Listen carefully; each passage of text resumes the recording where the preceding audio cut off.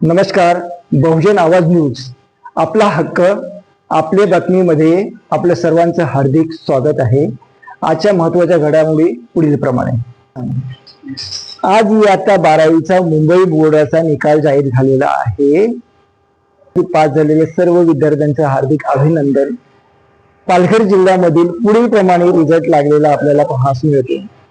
तो म्हणजे विज्ञान विभागाचा 92.17%, त्यानंतर कला विभागाचा 85.36% आणि वाणिज्य विभागाचा 82.14% असा चांगला रिझल्ट यावर्षी आपल्याला लागलेला पाहायला मिळालेला आहे. तसंच निंगविशू शाळा ही आपल्या वसई तालुक्यामधली नावाजलेली शाळा आहे. या शाळेचा कशा पद्धतीने रिझल्ट लागला, शाळेची वाटचाल कशी झाली, ही आपल्या शाळेचे मुख्याध्यापिका अशोक नवाज मॅडम पुढील आपल्याला कथन करतील. आजच HSC परीक्षेचा निकाल जाहीर झालेला आहे. आजची तारीख आहे 2 मे 2026 आणि आपलं जे ज्युनियर कॉलेज आहे त्याचा निकाल पुढील प्रमाणे आहे. आपल्या सायन्स विभागातील जो निकाल आहे तो 98.70% इतका तो आलेला आहे, गेल्या वर्षीपेक्षा जास्त आहे.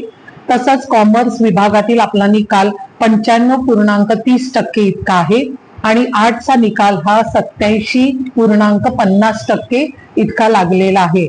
सर्व माझे प्राध्यापक, वरिष्ठ, आमची संस्था तसेच विविध जे विद्यार्थी आहेत ज्यांनी गुण प्राप्त केलेले आहेत त्या सर्वांचं मनापासून मी कौतुक करीत आहे आणि तुम्हा सर्वांचे शुभेच्छांबद्दल आभार.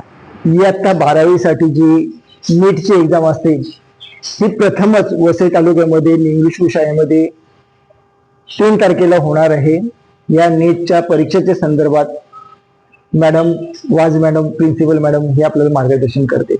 आपणा सर्वांना सांगण्यास आनंद होत आहे की पालघरमध्ये प्रथमच नीट परीक्षा होत आहे आणि त्याची सेंटर्स घेतलेली आहेत. त्यापैकी आपलं ज्युनियर कॉलेज आणि शाळा हे सेंटर म्हणून प्रथमच निवडण्यात आलेलं आहे. ह्याचा मला खूप आनंद होत आहे. ही परीक्षा उद्या 3 मे रोजी रविवार सकाळी 10 वाजल्यापासून आपल्या सेंटरवर विद्यार्थी येण्यास सुरुवात होऊन प्रत्यक्ष पेपर हा 2 वाजल्यापासून 5 वाजेपर्यंत असेल. सर्व परीक्षार्थींचे मनापासून आमच्या सेंटर तर्फे स्वागत आहे. आपला सेंटर क्रमांक आहे 3129. मॉर्निंग क्रिकेट क्लब वसई आयोजित स्वर्गीय सतीश नाना वर्तक स्मृती चषक स्पर्धा दिनांक 2 मे व दिनांक 3 मे 2026 रोजी नरवीर चिमाजाप्पा मैदान येथे सुरू आहे. या स्पर्धेचे महत्व म्हणजे प्रथम पारितोषिक 1,11,111 रुपये आणि द्वितीय पारितोषिक 55,555 असं आहे. आणि या स्पर्धेचं आणखीन एक वैशिष्ट्य असं आहे की मुंबईचे जे नामांकित खेळाडू आहेत हेही या स्पर्धेमध्ये सहभागी झालेले असतात. या मॉर्निंग क्रिकेट क्लब वसई यांच्या जे ट्रस्टी आहेत, सभासद आहेत, यांना पुढील माहिती त्यांनी आपणास सांगत आहेत ते आपण ऐकावे. नमस्कार. मॉर्निंग क्रिकेट क्लब वसई हा जो क्लब आहे हा गेली 35 वर्ष वसईच्या चिमाजी ग्राउंडवर अशा तऱ्हेच्या क्रिकेटच्या स्पर्धा भरवत असतो. सतीश नाना वर्तक हे आमचे उत्कृष्ट खेळाडू होते.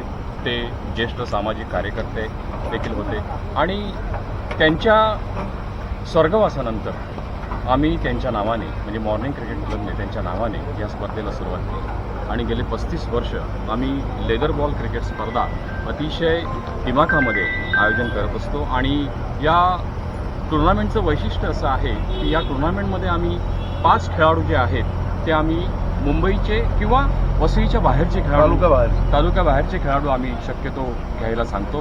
त्याचा उद्देश असा आहे की स्थानिक खेळाडूंना जर रणजी ट्रॉफी क्रिकेटच्या तोडीचे जे खेळाडू आहेत त्यांच्याबरोबर जर क्रिकेट खेळायला मिळालं तर त्यांचा जो क्रिकेटचा दर्जा आहे तो देखील वाढीस लागणार आहे. हा त्याच्या पाठीमागचा प्रमुख उद्देश आहे. आणि स्थानिक क्रीडापटूंना रणजी ट्रॉफीसारख्या महत्त्वाच्या टुर्नामेंटमध्ये खेळणाऱ्या खेळाडूंबरोबर आपण देखील कशा पद्धतीने त्यांना सामोरं गेलं पाहिजे याचं फार मोठं शिक्षण आपल्या नवोदित खेळाडूंना मिळत असतं. आणि वसई तालुक्यातील जे खेळाडू आहेत त्यांचा देखील दर्जा उंचावण्यासाठी या स्पर्धेची अतिशय मदत होत असते. तसंच ह्या स्पर्धेसाठी वसई तालुक्यातील सर्व प्रेक्षक आम्हाला समोरून फोन करतात की बाबा कोणत्या तारखेला तुमची टुर्नामेंट आहे. कारण बाहेरील जे खेळाडू येतात, नामवंत रणजीपट्टू या इथे खेळायला येतात. प्रत्येक संघामध्ये 5 प्लेयर बाहेरचे असतात.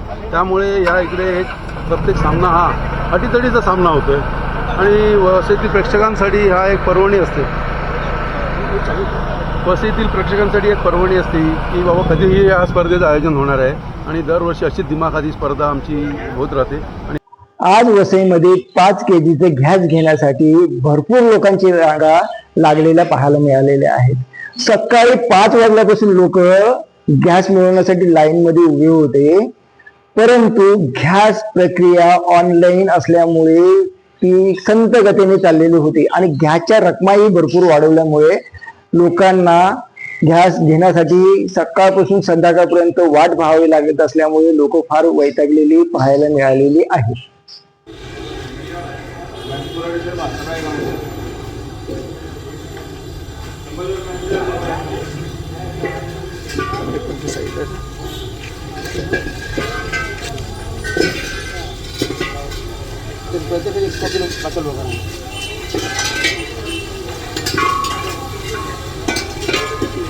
कधीपासून उभे आहे तुम्ही ते?